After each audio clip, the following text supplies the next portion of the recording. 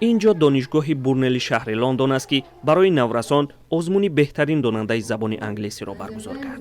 در آن از ولایت ختلان آمینه خدایقلوه شرکت نمود و با مدال طلا برگشت. وی به این آزمون سخت آمادگی دیده بود.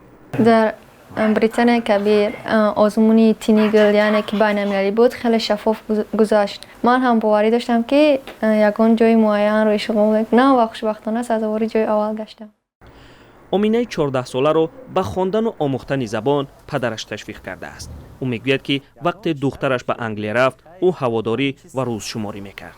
اولین شده خبری پیروزی امینه رو به پدرش رساندند. تا چند هر روز میگذشت از بین من خبر خوش رو نگه داشتم.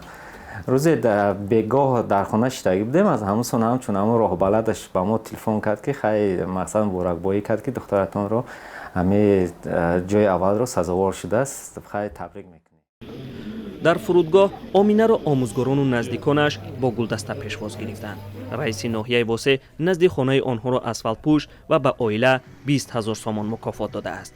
در جشن در مرکز ولایت 2,000 سامانی جایزه گرفت.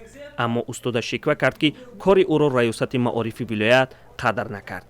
در نوارها هم دیده می شود که گیرندگان جایزه ها با استادانش در ولایت شرکت دارند.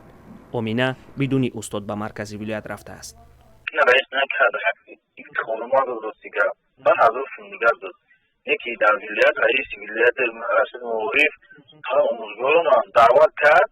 ولایت ختلان هم شاگرد با توفاق پلیس و همه چیز را داد. واسه که شما دعوت نشد دفتر چونایش شکایت طرف دادم خاف کردن استفاده دادن.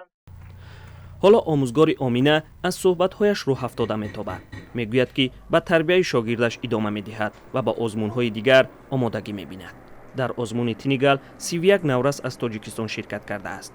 در برابر امینه اینچنین 2 نورس دیگر نازنین شاکرova از دوشنبه و شکرانه ایوبova از خوجند مقام اول را صاحب شدند.